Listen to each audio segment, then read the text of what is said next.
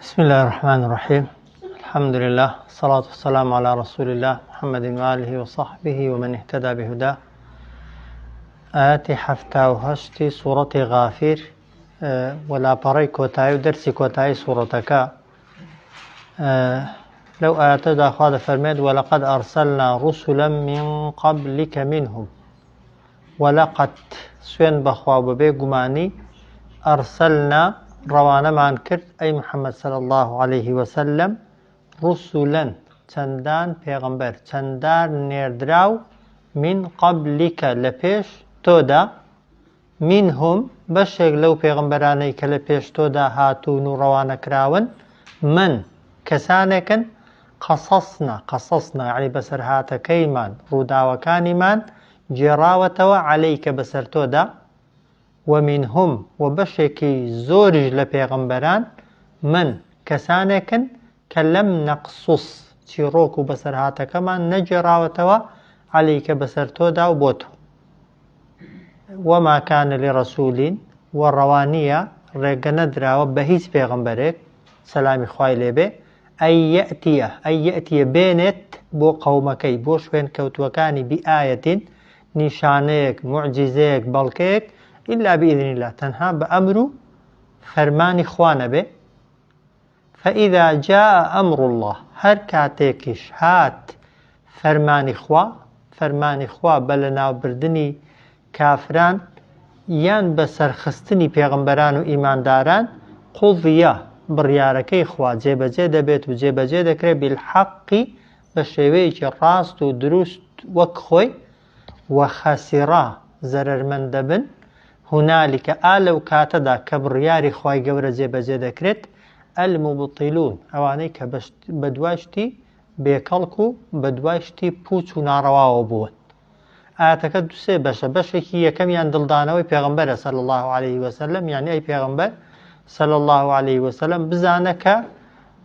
روداو بسر هاتي پیغمبران من كجراو بسر تودا همو پیغمبران نين تنها بشكيانن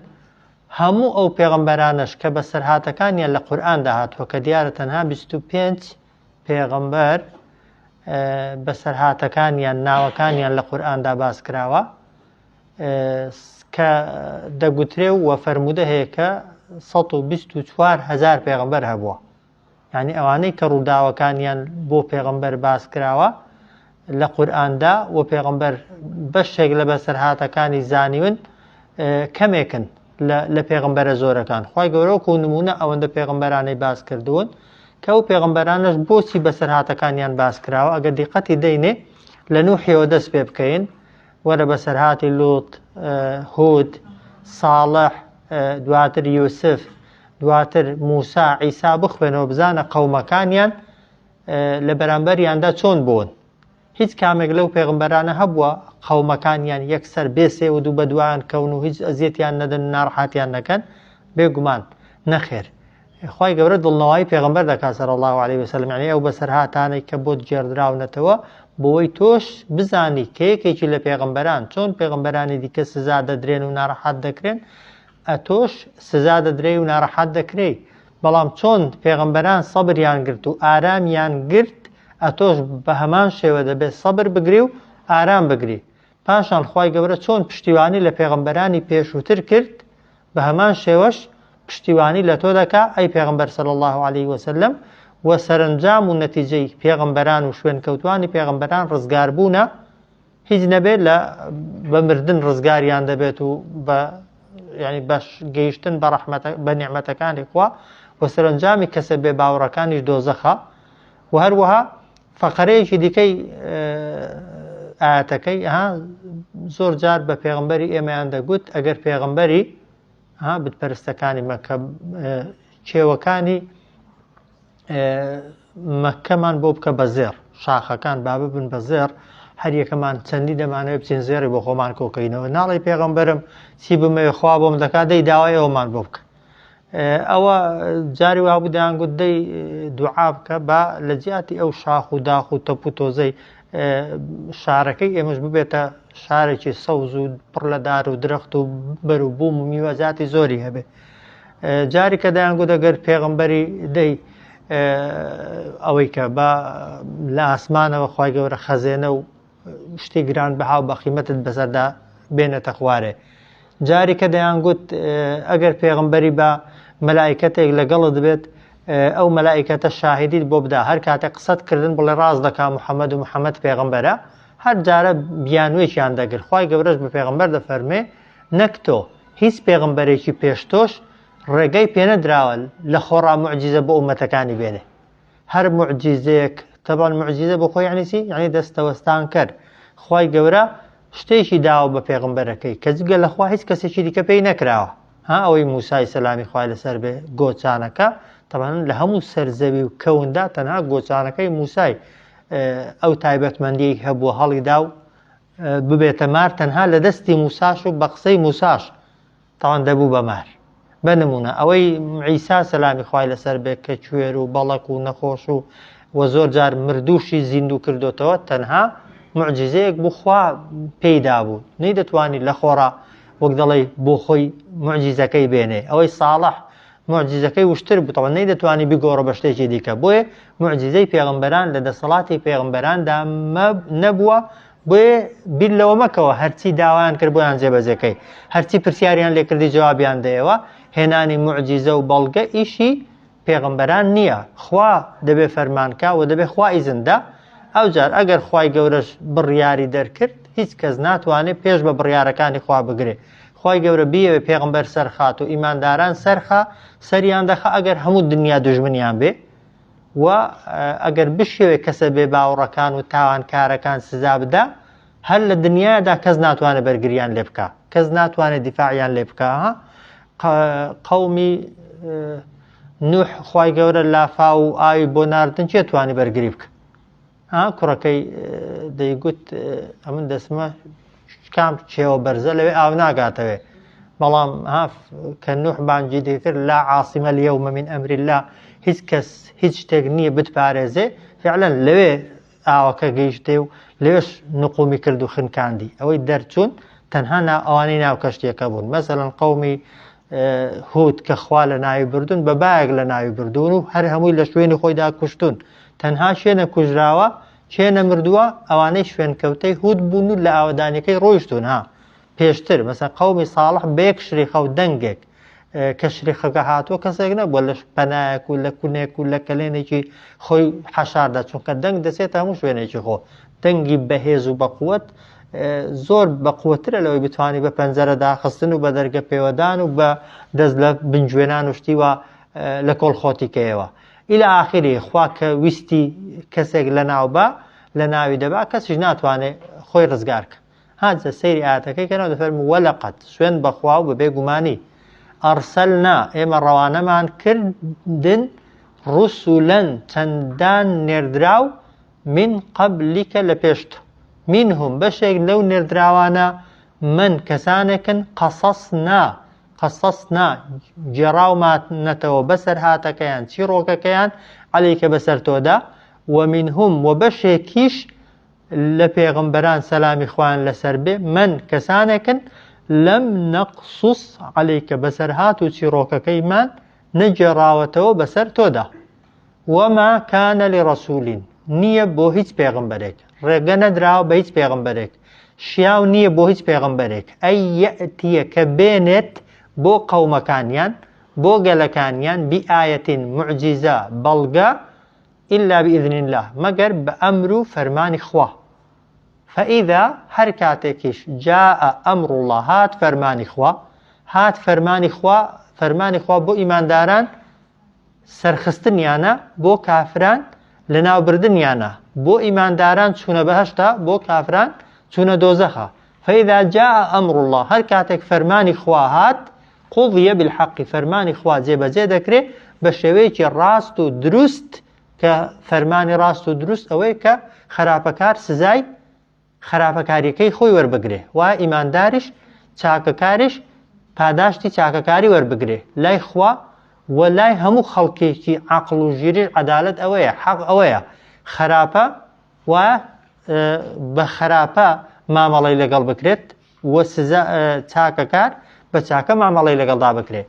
فإذا جاء أمر الله كاتك هات فرماني خوا قضي بالحق جيب جيد بي فرماني خوا بشويك راست ودروست وخسر زرر من دبن هنالك آلو كاتدا المبطلون أواني كبدواش تبوتشو بطالو بيكالك كان كوتو أو جار الله الذي خوا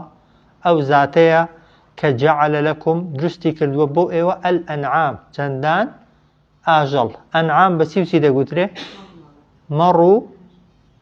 بزنو واشتروا قاو مانقا طبعا هذه كنوانا أنعام كأو توار آجل سركيانا طبعا لقل إنسان زور جيانيان طبعا جياني إنسان بوانا وبندا إنسان زور بيوستي بيانا بردوام لقل يانا الله الذي خوا أو ذاته كدرستي كالدو بو إيوة الأنعام جورها آجل آجل كان بوتين لتركبوا منها بو سواري پشتی هندي كان ببن هندك لآجل كان بوتين بو اونا مروف سواري پشتيان ببي طبعا لو سوارانا كاميان بو سوار بون دبي وشتر بله أصب بس أوي آخرنا الأنعام اللي قال أوانينيا أنعام لوشتروا لمانقاو لبزنوا مريتنها وشتر طبعا هم قوشتي دخري هميش طبعا دكري سواري بشتي ببي وكولي قورة وباري قورة شال دكري ومنها وبشيكيش لو آجلانا تأكلون ايوه ديان خون قوشتكان ياندخون شيركان ياندخون برهمكان ياندخون الله الذي خوا أو ذاتيا جعل لكم كدرستي كردوا بوتان الأنعام چندان آجل لتركبوا بو سوار ببن منها إبشيكيان ومنها وبو أوي لبشيكيشيان تأكلون بخون لقوشتي بشيكيشيان دخون يا لبرهمي بشيكيشيان دخون أو زار هر بو خواردن بكاردن هر بو سواربون بكاردن أو آجلانا بيقمان ولكم فيها وبو ايوهي لو آجلانا دا منافع چندان سوديدك وهر كامل لو آجلانا موكاني بكالك دي بيستكي بكالك دي شيركي بكالك دي بأنواع شواس دخوري توريكي بكالك دي ويكك لبيداوستي سرچيكان وخوراك سرچيكاني مروفيش بدرجاي مێژوو ئەوی ئاژەڵیشی نین وایە ئێمە لە ئەوانەی ئاژەڵیشیان نین خزمەتی ئاژەڵیش ناکەن وایە هەمیشە بە دوای بەرهەمی ئاژەڵەکانەوەنە کە کاتی خۆی هەتا وەرە بزن و مەڕی بێنە ڕیخ و میزەکەشیان تەوانە پاش ماوەکەشیان بە زەحمەت دەست دەکەوێت بڕۆ ئێستا وەرزی بەهارە بزانە دە زۆر شوێنی بە پارەش دەستت ناکەوێ یان ئەگەر دەستی شتکەوێ بە زەحمەتێکی زۆر دەستت دەکەوێت بە خصوصی دەبدرێنە سەر زەوی و زبڵ و زاڵەکان بە دار و درەختیدا دەکرێت ینی هەتا پاشما نەک ئەوەی بەرهەمی دێنن ئەوەی فرەشی دەدەن ئەویشی هەر بە کەڵکێکە خوای گەورە لە خزمەتی مرۆڤ و ئێمەدا دروستی کردوون وەلەکم فیها بۆ ئێوە هەیە لەو ئاژەڵانەدا مەنافع چەندان سوود و کەڵکی دی ئەو جار یەکێکی دیکە لە سوودەکانی چیە وەلیتەبلغوا بۆی بگەن عەلەیها لەسەر پشتی ئەو ئاژەڵانە بەچی بە حاجەتن بە پێداویستیەکانتان ئەوانەی کە فی سودوریکم لە دڵتاندانە ئەو پێداویستیانەی لە دڵتاندانە بەهۆی چیەوە دەتوانن پێی بگەن بەهۆی ئاژەڵەکانەوە ئێستا سیارە و تایەرە هەیە جاران ئەگەر ویسپات لە شارێکەوە بچێ شارێکی دیکە و ئەگەر مەسافەکەی دوور بایە دەتوانی بە پێیان بڕۆی بیگەیە نا ئەگەر فەرزەن کەسەکە توانای ڕۆیشتنێشی هەبایە هەر دەیتوانی بۆ خۆی بڕوە ئەدێ و خواردنێک کە پێویستی پێبوو بۆ ڕێگای دەبوال چی لێکە دەبوا بخاتە سەر پشتی ئاژەڵەکەی ئەوەی کە ماڵی دەگواستەوە لە شوێنێک بۆ شوێنێکی دیکە بەچی دەیان گواستەوە بێگومان هەر لەسەر پشتی ئاژەڵەکان ئەوەی کە بارە قورس و گرانەکانیان لە جێگایەکەوە دەبردە جێگایەکی دیکە بە ئاژەڵ و حەیوانات و ماڵاتەکان ئێستاشی لەگەڵدا بێت لە هەندێک جێگا و لە هەندێک شوێن کە سیارەی بۆ ناچێت و ڕێگا خۆشنی هەر ئەو ئاژەڵ و ماڵاتانە بەکاردەهێنرێن ئەو جار وعەلەیها وە لەسەر پشتی ئەو ئاژەڵانە وعلى الفولکی وە لەسەر پشتی کەشتیەکانیش کە عادەتەن وشتر و ئاژەڵەکان بۆ وشکاین و لە وشکاییدا باریان دەخرێتە سەر پشت ئەدی لە ناو ئاوێدا بار و قورساییەکان بەچی گوازراونەتەوە بەچی دەگوازرێنەوە بە کەشتی وعلى الفولك و لەسەر کەشتی ئێوە تحملون بارەکانی خۆتان و قورساییەکانی خۆتان هەڵدەگرن کە ئەوە یەکێکی دیکە لە نعمەتەکانی خۆ ولكم فيها بۆ ئێوە هەیە لەو ئاژەڵانەدا منافع چەندان سوود ولتبلغوا و بۆ ئەوەی ئێوە بگەنە عليها لەسەر پشتیان بەحاجەتەن بە پێداویستیەکانتان کە فی صدورکم لە داو دڵتاندانە کەلیمە بە کەلیمە ئاوایە بەڵام مەفهومەکەی ئەوەیە خوای گەورە ئاژەڵەکانی بۆ دروست کردوون بۆی ئەو پێداویستیانەی کە لە ناختاندا هەنا بتوانن بەهۆی ئاژەڵەکانتانەوە جێبەجێکەن و بگەنە ئەو شوێنەی کە دەتانەوێ وعليها وعلى الفلك ئێوە بەسەر پشتی ئاژەڵەکان و بەسەر لەسەر کەشتی تحملون دەتوانن بار و کۆڵ و قورساییەکانی خۆتان هەڵبگرن کە ئاژەڵ ئەوەکەی هەر ئاژەڵەی تەمان ئەندازەی هەڵگرتن و توانای هەڵگرتنی سنووردارە کە لەسەر وشکایی دەڕوە ئەوەی کەشتیش بێگومان هەر سنووردارە بەڵام کەشتی تەمان بێگومان قورسایی زۆر گەورەتر و زیاتر هەڵدەگرێت کە ئەگەر هەر کامێکیان نەبایە ژیان پەکی دەکەوت خەڵک ئاژەڵی نەبایە جاران و ئێستاشی لە هێندێک شوێن وەک کەشتیش نەبایە هەن لە ناو دەریا و بەحرەکاندا کە زۆرینەی سەرزەوی ئاوە خەڵک پەکی دەکەوت خوای گەورە هەردوو نیعمەتەکەی داونەتە دەستی ئینسان بۆ ئەوەی پێداویستیەکانی خۆی لەسەر ئەو ئاژەڵانە یان لەسەر پشتی کەشتیەکان جێبەجێک ولكم فيها منافع بۆ ئێوە هەیە لە ئاژەڵەکاندا چەندان سوود ولتبلغوا عليها حاجة بۆی بگەن لەسەر پشتی ئاژەڵەکان بەحاجەتەن فی صدورکم بەو پێداویستیانەی کە لە ناختاندان وعليها وعلى الفلك ئێوە لەسەر ئاژەڵەکان و پشتی ئاژەڵەکان و لەسەر کەشتیەکان تحملون بارەکانی خۆتان قورساییەکانی خۆتان هەڵدەگرن و دادەنێت ئەو جارخوا دەفەرمێ وەیوریکم پیشانتان دەدا خوای گەورە ئایاتیهی بەڵگە و نیشانەکانی خۆی بەهۆی سەفەرکردن و ڕۆیشتن زیاتر ئینسانەکە دەگەڕێ لە وشکایی و لە دەریاییدا تەوان دروستکراوی سەرنجڕاکێش و سیر دەبینێ هەتا ئەو بەلە مشتانێک کە ئێستا دروست دەکرێن ئەوانەی بن ئاو ئەوانە دەکەون دەڵێن هەمووی پەنجەرەی شوشیان بۆ دروست دەکەن بۆی هەنسان ئاسان بتوانێت چاوی بکاتەوە کە چاوی کردەوە تەمەن مەخلوقات و دروستکراوی ئەوەندە سەرنجڕاکێش و سیر و عەجایب لە بن ئەو ئاوەیدا هەیە زۆر زیاتر لەوەی کە لەسەر زەوی و لە وشکاییدا هەیە بۆیە لە وشکاییدا ئاژەڵێک کە بە جیا دەژێ بە ئاو دەژێ بە شتانە دەژێ ڕووەک و شتانە دەژێ ئەدی لە ناو ئاویشدا خوای گەورە کە ئینسان هەناسەی پێ نادرێ وایە ئینسان دەوێ بکاتەوە دەخینچێ بەڵام ئاژەڵ هەیە گیاندار هەیە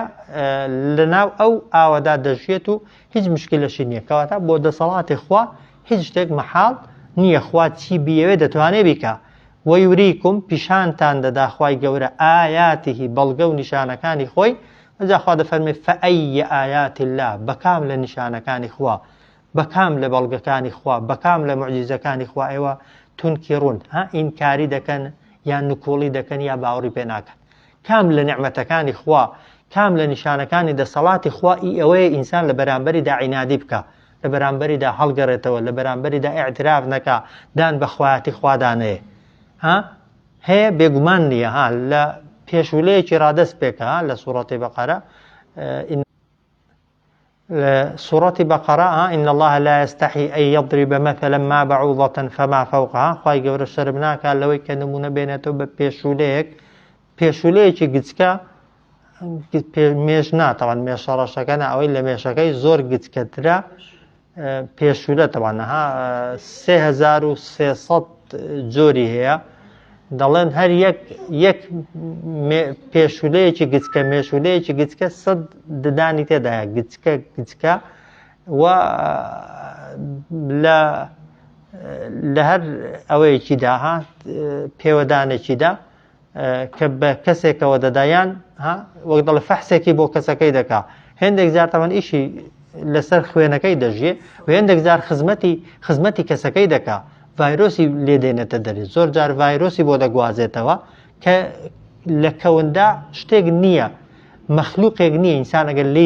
لی ورد ببێتەوە و تی بفکرێ دەسەڵاتی خوای بۆ دەرنەکەوێت بۆ هیچ کامێک لە دروستکراوەکانی خوا لەسەر زەوی بەس ئینسان عەقڵی بەکاربێنێ عیلمی بەکاربێنێ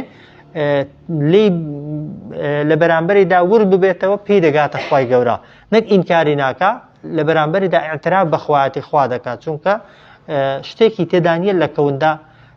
خەلق و وەڵڵی مەخلوق و دروستکراوی دەستی ئینسان بێ ئینسان تەصنیعی کردووە دوو دروستکراوی خوای بێگەیاندونە شتێکی لێ دەرچووە کەرستەی هێناوە کەرستەی خاوی هێناوە کە خوا دروستی کردووە کردوویەتی ئالیەتێک و ئینسان لە بەرامبەر ئالیەتەکاندا سەری سوڕ دەمێنێ وایە چەند ساڵ پێشێستا ڕادوەیەک خەڵک سەری سوڕ دەما لەو سەری دنیای کابرا قسان دەکاو دەگاتە ئەو سەری وایە ئێستا ڕسم و سوورە و وێنە و هەموو شتەکانت بۆ دەگوازێتەوە خەڵکێک هەیە بەوەی سەرسامە جاری وا هەیە وای لێ دەکات لە زیاتی خوای پێ بناسێ زۆر جار ئینسانی بێدین تەمان وای لێ دێت کە یعنی بیر لەوەی بکاتەوە کە مرۆڤایەتی بە حسابی خۆی هێندە پێشکەوتووە ئیشی بەدین و بەخوا و نەعوذ بالله بە هێندێک شتی نەماوە کە ئەوانە ئەگەر جێی سەرنج بن ئەی عەقڵ ئەی مێشک ئەی ئەو کەسەی کە ئەوانەی دروست کردوون کە خالیقەکەیان خوای گەورەیە بێگومان بۆیە دەفەرمێ وەیوریکم ئایاتی پیشانتان دەدا خوا بەڵگە و نیشانەکانی خۆی فأي آيات الله بكام لنعمتكان إخوة بكام لنشانكان إخوة بكام لمعجزكان صلاة إخوة تنكرون إيوان نكولي دكن يان لبرانبري دا عنادي دكن اعترافي بيناكن وداني بيدانانا سورة الرحمن سنجر خواهي فبأي آلاء ربكما تكذبان بكام لنعمة لنشانكان إخوة قبر بباور دبن جا پیغمبر صلی الله علیه وسلم کاتی خۆی کە ئەو ئاەتەی سوورەتی ڕەحمانی خوێندۆتەوە سەحابە هیچیان نەگوتووە پیغمبر پێیان دەڵێ صلی الله علیه وسلم بۆچی ئەوەی جنۆکە ئیماندارەکان دەیانگوت ئێوە نایڵێن دەفەرمێ هەر کاتێک ئاەتی فەبیئەی ئالائین بەسەر جنۆکە ئیماندارەکاندا دەخوێندەوە ڕێک ئاعترافیان دەیانگوت لا بشەیء من نعم ربنا نكذب فلك الحمد ئەی خوایە بە هیچ کام لە نعمەت و نیشانەکانی تۆ بێ باوەڕ نابین هیچیان بە درۆ نازانین سوپاس شت دەکەین بۆ ئینسان ئەگەر فکر کاتەوە بیر کاتەوە هیچ دروستکراوێکی سەر زەوی ئەوەی نی ئینسان لە بەرامبەریدا عینادی بکە یان ڕخنەی لێ بگرێت و لە بەرامبەریدا بوەستێتەوە وەیوریکم ئایاتی پیشانتان دەدا خوای گەورە بەڵگە و نیشانەکانی خۆی فأي آيات الله بەکام لە نیشانە و بەڵگەکانی خوا ئێوە نکۆڵی دەکەن جا نیشانەش ئاەت جاری کەش باسم کردو بە سێ معنا دێ دەکرێت مەبەستی معجیزەکانی پێغەمبەران بێ معجزەی پێغەمبەران بێ کە لە بەرامبەر معجزەی پێغەمبەراندا ناکرێت ئینسان ئینکاری بکە معجزەی پێغەمبەران خوا پێیداون و شتێکە بە هیچ کەس نەکراوە و ناکرێت نیشانەیەکی دیکەمان هەیە نیشانەی کەونی ئەوانەی کە بە چاو دەبیندرێن ئینسان ئەگەر تەماشایان کات و سەرنجیان دات و لیان ورد ببێتەوە دیسان هیچیان ئێوەی نین ڕخنەیان لێ بگیرێ بێگومان ناتوانێت ڕخنەیان لێ بگری هیچ ڕخنەیەکیش لە خەڵقی خوا و لە دروستکراوی خوا لە شوێنی خۆی نییە چونکە خوا شتی بێ حکمت ناکە بەڵگە و نیشانەیەکیش ئەوانن کە لەناو قورئانەدا هەنا ئەوەی کە خوا بە پێغەمبەراندا ناردوونی ئینسان ئیماندار لە بەرامبەر هیچیاندا نابێن و کۆڵی بکە دەبێت ئاعتراف بە معجزەی پێغەمبەران بکەین بەو نیشانانە بکەین کە دەیبینین و بەوەی کە بیستمانە ئەو جا خوا دەفەرمێ ئەفەلەم یەسیروا فی الأرض ئەو بۆچی ئێوە ناڕۆن بە زەویدا ئەفەلەم یەسیروا ئەو بۆچی ئێوە ناڕۆن ناگەڕێن فی الأرض بە زەویدا فەینظوروا جا تەماشا بکەن کەیفە کانە کەیفە چۆن بووە لە ڕابردوودا عاقبەت الذین سەرنجامی ئەو گەلانەی کە من قبلهم لە پێش بتپەرستەکانی مەکەدا هاتوون و لە پێش ئەوانیشدا لە ناو چوون و خوا لە ناوی بردوون بۆچی ناچن سەیری شوێنەوارەکانیان کەن بۆچی ناچن تەماشای جێگاکانیان کەن بۆچی ناچن لێکۆڵینەوە بکەن بزانن خوا بۆچی لە ناوی بردن بۆچی فەوتاندنی بۆچی سزایدان بۆ هەمووی بێک کەڕەتی کوشتن و لە ناوی بردن هۆکارەکەی چییە؟ خوا دەفەرمێ کان و ئەوانەی کە خوا لە ناوی بردوون پێشتر ئەکثەر منهم لە ئەوان زۆرتر بوون ژمارە وازحە قەومی نوح بێنە ژمارەیان لە بتپەرستەکانی مەکە زیاتر بوو قەومی عاد حود لوط ساڵح ئەوەی فرعونی هەمویان کە خوا لە ناوی بردوون لە ڕووی ژمارەوە لە ڕووی عەدەدەوە عەدەدیان لە عەدەدی بتپەرستەکانی مەککە زۆرتر بوو بە عەدەد توانیان بەرگری بکەن بێگومان نا ئەوجار وەئەشەدە قووە ئەشەد هێزی جەستەشیان لە ئەوان زۆرتر بوو لە قەومی عاد خەڵکی تێدا بووە لەتکە شاخێک گەورەی بەتەنێ هەڵگرتووە و لە شوێنێکی دیکەی داناوە گواستوویەتەوە قەومی ئەوەی ساڵح و ثەمود و ئەوەندە بەهێز بوون بەدەستی بە ئاسایی شاخیان نەخشونیگاریان لە شاخیدا دروست کردووە کۆشک و تەلار و باڵەخانیان لە ناو شاخیدا دروست کردووە بەبێەوەی بەردێکی لەسەر بەردێکی دانێن بەس بەردیان کۆڵیوە وآثارا في الأرض آثار يعني شوێن دەستیشیان شوێن پێ شوێن دەستیشیان لە زەویدا زۆرتر بوو بەڵام فما ئەغنا عنهم هیچ سودێکی نەگەیان بە ئەوان ما كانوا يكسبون ئەوەی کە ئەنجامیاندا بوو نەژمارە زۆری بە کەڵکیان هات نەهێزی جەستە فریان کەوت کە خوا لە ناوی بردن و نە شوێن دەستەکانیشیان ئەو خان و کۆشک و تەلار و باڵەخانە قایمانەی کە دروستیان کرد بوو کە پێیان بابوو بەرگەی هەموو شتێک دەگرن ئێستاش کابرا خانووی دەکات جاری وایە 50 مەتری بە عەرزێدا دەچێتە خوارێ دەچێت دنیایەک شیش و چەمەندۆ و چی تێدەکا هەمووی بیری کردوتەوە لەسیرەوەی کە ئەگە بوومە لەرزە هات بۆی بوومە لەرزە کاری تێنەکا ئەگەر خوای گەورە ئەمری کرد و فەرمانی کرد بوومە لەرزەی 5 پلەی و 6 پلەی سەدان کەس و هەزاران کەس و کۆشک و باڵەخانەی بەسەر یەکدا دەڕوخێنێ ئەگە خوا ئەمری کرد ببێ بەدا ببێ بە 15 و ببێ بە 30 کەی قیامەت تەمان ئەوەی وەکو سزا بینێرێ خوا زۆر لەوانەش بێستر و بەخۆترە شاخ بەرگەی ناگرێ ئەوانە لە شاخدا لە باڵەخان نەک باڵەخانەی لە شاخدا دروستکرا و نیشتەجێ بوون خوای گەورە بە شریخەیە کە کەس نازانێت لەکوێ ڕادێ بە دەنگێک خوا لە ناوی بردوون کە کەس نەیزانیوە لەکوێوە دێ بە بایەک کە کەس نازانێت لەکوێوە دێ و چۆن دێ خوای گەورە لە ناوی بردوونەکە خوای گەورە ویستی کەسێک سزادا هیچ کامێک لەو شتانەی کە دەیکەیت لە سزای خوای ڕزگارت ناکا بۆیە خوای گەورە دەفەرمێت بۆچی بتپەرستەکانی مەککەت و قەومەکەت و بە ئێمەشەوە فکر ناکەنەوە ئەفەلەم یەسیروا فی الأرض ئەو بۆچی ناڕۆن و ناگەڕێن بە زەویدا فەینظروا تا ببینن كيف چۆن بوو كان لە ڕابردوودا عاقبة الذين سەرنجامی ئەوانەی من قبلهم کە لە پێش ئەواندا بوون خوا بۆ خۆی باس دەکا كانوا أكثر منهم ئەوانەی لە پێش بتپەرستەکانی مەکەدا ژیان و لە ناو بران ژمارەیان لە ئەوان زۆرتر بوو وأشد قوة و بەهێزتریش بوون وأشد يعني تونتریش بە قووەتریش بوون لە ڕووی هێزەوە وآثارا في الأرض و شوێنەواریشیان جێدەستیشیان لە زەویدا زیاتر بوو فما ئەغنا سوودی نەگەیاند عنهم بە ئەوان ما كانوا ئەوەی کە لە ڕابردوودا ئەوان یەکسیبوون ئەنجامیان دەدا ئەوجار خوا دەفەرمێ فلما جاءتهم رسولهم کاتێک هات بۆیان پێغەمبەرانیان سەلامی خوایان لێبێ فەریحوا عفو بالبەیناتی بە بەڵگە و نیشانە و موعجزەی ئاشکراتیان کرد فەریحوا دڵخۆش بوون بەچی دڵخۆشی ئەگەر بە عەمەلی ساڵح بێ جێگای خۆیەتی دڵخۆش بوون بە ئیمان هێنان جێگای خۆیەتی دڵخۆش بوون بۆی کە خوا باشت و پاداشتی بۆ داناوی جێی خۆیەتی بەڵام فەریحوا بما عندهم دڵخۆش بوون بەو بیمعنی بەوەی کە لە کنیان بوو لە زانیاری بەو کەمە زانیاریە کە هەیان بوو دڵخۆش بوون یعنی هەموو نیعمەتەکانی خوا پەیدا بوون دەیان گەڕاندەوە بۆچی بۆ عیلمی خۆیان دەیانگوت بە توانای خۆمان بە قووەتی خۆمان بە هێزی خۆمان بە ماندووبوونی خۆمان ئەوەی هەمانە بەدەستمیان هێناوە بەڵام وابوو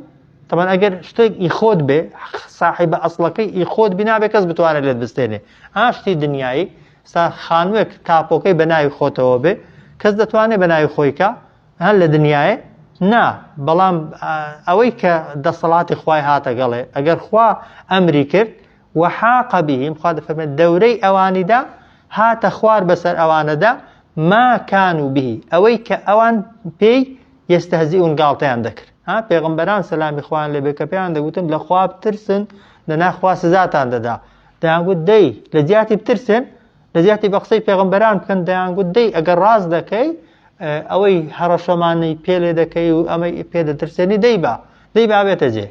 ئەگەر ڕاز دەکەن پێغمبەرن دەی خوا بابەرمان بەسەردا بارێنێ دەی ئەگەر ڕاز دەکەن پێغمبەرن باخوا ئێستا بمان کوژێ با ئێستا خوا بمان برێنێ با بێمنەتی وەک دەڵێ گاڵتەکردنێک بە پێغمبەران وای لێ کردبوون وەک دەڵێ بەو ژیانی دنیاە و بەو نیعمەتەکەمانە دڵخۆش بن قیامەتیان لەبیر چێتەوە فەلەمما جاءتهم کاتێک هات بۆیان ڕسولهم پێغمبەرانیان سەلامی خۆیان لێبێ بالبەیینات بە بەڵگە و نیشانە و معجزەی ئاشکراوە فەریحوو ئەوان دڵخۆش بوون بیما یعنی بەوەندەی کە عیندەهم لەکنیان بوو من العلمی لەو کەمە زانیاریە وحاق بهم دەورەی ئەوانیدا ما كانوا به ئەوەی کە ئەوان لە ڕابردوودا پێی یەستەهزیئون گاڵتەیان دەکرد بەڵام گاڵتەکردنەکەیان تا چ کاتێکی بەردەوام بوو تا چ کاتێک دڵخۆش بوون تاکەی وەک دەڵێ یاخێبوون و سەرگەردانیەکە چاوی گرتبوون و ئیعترافیان بەڕاستی نەدەکرد فەلەمما ڕەئەو بەئسەنا کاتێک چاویان کەوت بە سزا و ناڕەحاتی ئێمە هەر لە دنیادا قالوا آمنا بالله وتیان ئێمە ئیمانمان هێنا بەخوا وحدەهو بەتەنها ها کە سزاکەیان بینی لەگەڵ ئەوەی کە چاویان بە سزاکەوتە ها ئەوەی فیرعەونیش داوای خواتی دەکرد و تا ئەو لەقتەی کە دەچوە ناو بەحرەکەش و ناو دەریایەکەش پێی وابوو خوای میسڕە نەعوذ بالله پێی وابوو ئەو بەحرە بۆی ئاوا وشک بۆتەوە و ژێربار کراوە و بۆ ئەوەیە بە تەختی ئەو بەسەریدا بڕوە بەڵام کە زانی وەک دەڵێ ڕوحی خەریکە دێتە دەرێتی ئامەنتو بڕەبی موسا و هاڕون ئیمانم هێنا بەخوای موسا و هاڕون ئەوەی قەومی نوح و هەموو ئەوەکانی دیکە هەموو کەسێکی بێباوەڕش ئێستا کە ڕوح دەگاتە قوڕقوڕاگە ئێمە ئاگامان لێنێ ها دەنا لەو لەحزەیدا ئیمان دێنێ خراپترین کەس بێنە لەو کاتەیدا هاوار دەکاتە خوای پەیوەندی بەخوایەوە دەکات بەڵام هیمان هێنانی ئەو کاتە کە سزای گشتی دێ کە کەسەکە تەواو دڵنیا دەبێت لەوەی کە تازە خوا سزای داوە یا خوا ڕوحی دەکێشێت تۆبەی ئەو کاتی و پەشیمان بوونەوەی ئەو کاتی و ئیمان هێنانی ئەو کاتی بە کەڵکی هیچ نایە فەلەمما ڕەئەو بەئسەنا کاتێک دیتیان چاویان کەوت بە سزای ئێمە قالوا گوتیان آمنا بالله وحده ئێمەش باوەڕمان هێنا بەخوا بە تاک و تەنهایی خوا وەکەفەڕنا و بێ باوەڕیشین بیما کوننا بەو شتانەی کە ئێمە لە دنیادا بیهی پێی مشریکین بووبووین بە هاوبەش بڕیاردەر و شەریک بڕیاردەر ئەوەی کە ئێمە دەمان کردە شەریکی تۆ ئەی خوایە ئەوەی کە ئێمە بە هاوبەشی تۆمان دادەنا ئەی خوایە ئەوەی ئێمە دەمان پەرز لەگەڵ تۆ ئەی خوایە و بە دوای دەکەوتین و خۆشمان دەویست یا لێی دەترساین ئێستا ئیمانمان پێی نییە و پێی بێ باوەڕین بەڵام بە کەڵکی هیچ دێ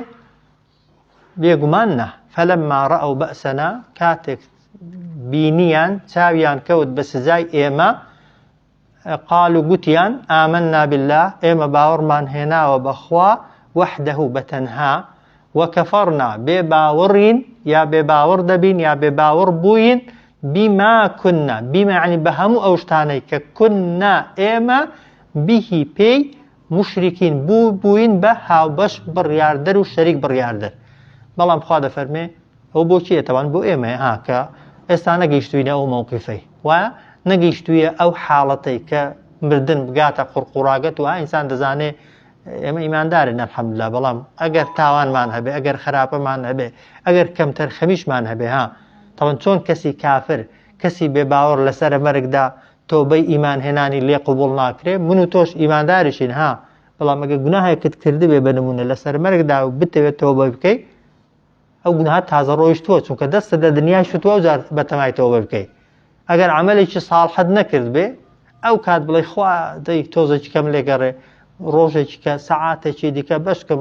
وەک دەڵێ سەدەقەیەک خێرێک چاکەیەک عیبادەتێک کە تا ئێستا نەم کردووە بیکەم مەبەستمەوە بۆ کەسی کافر نییە ها ئاگامان لێ بێ بۆ هەر کەسێکە کە ئیمانداریش بێ ئەگەر بتەوێت کردەوە بکەی و چاکە بکەی ئاگات لێ بێ پێش ئەو کاتانە بیکە ئەگەر گەیشتی ئەو مووقیفانە خۆزگە خواستن و تەمەنە خواستن و بڕیاردان و قەراردان بەکەڵکت نایە فەلەم یەکو یەنفەعوهم ئیمانهم فەلەم یەکو یعنی هیچ سوودێکی نابێ بۆ ئەوان ئیمانهم باوەڕهێنانیان لەمما ڕەئەو کاتێک بینیان بەئسەنا سزای ئێمە فەلەم یەکو یەنفەعوهم بە هیچ شێوەیەک هیچ جۆرە سوود و قازانجێکی نابێ بۆ ئەوان ئیمانهم باوەڕهێنانیان لما رأوا بأسنا كاتك كتاويان كود بسزاو نارحاتي كاني إما هذا أخوة فرمي سنة الله أو ياساو باو عادتي خوايا سنة الله أو ياساي خوايا ياساي خوايا حتى أو كاتي مردن كاتا قرقراغت على حديث كش داخوين ما نقول برا وبربا آسمان وزوي قناهت هبن قناهت كت كم بنيا زور بن قورة بنيا بسوق بن خواي قورة درقاي توبي بو كردويوا وهيت قناهك جنية لا إخوة هيالي سور بي بلا لو قناهي خوش نابم هر قناهك تكرد بي هر خرابيك تكرد بي كابرا اگر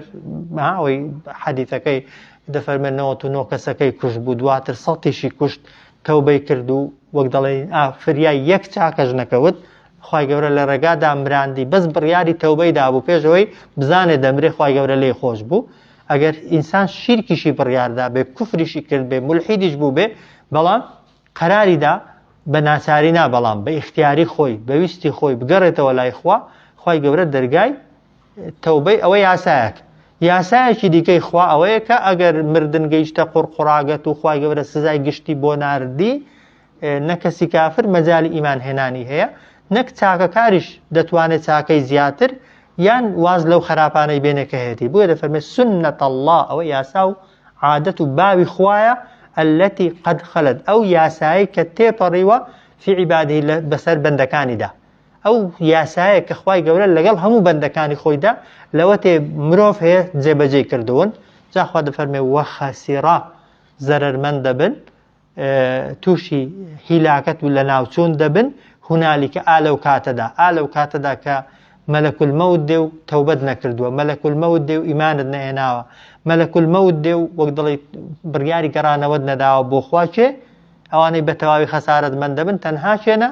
تەنها الکافرون تەنها بێ باوەڕانن ئینسان ئەگەر ئیماندار بێ بەڵێ ناتوانێ لەو کاتەیدا هیچی دیکە بکە بەڵام مادام بە ئیمانەوە ڕۆیشتووە وایە ئەگەر سزاش بدرێت ئەگەر خوا عەفوشی نەکا واک دەڵێ بە ناڕەحەتیەکان و بە ناخۆشیەکان هەر ئەگەری خاوێن بوونەوەی هەر هەیە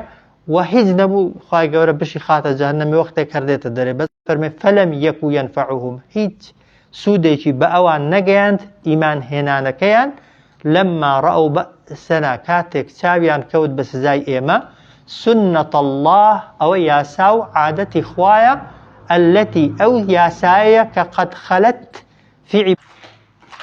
التي قد خلت أو سزاو أو سنة ياسايا كقد خلت تيبري وجيبجي كراوا وجيبجي كدو خواي قورا في عباده لقل بندكاني دا بيشتر وخسرا زرر مندبون توشي هلاكت لە ناوچوون هاتن هونالیکە ئەلەو کاتانەدا کە کاتی وەک دەڵێ دنیا بەجێهێشتن و سزادانە الكافرون ئەوانەی کە بێ باوەڕن صلى الله على سيدنا محمد وعلى آله وصحبه أجمعين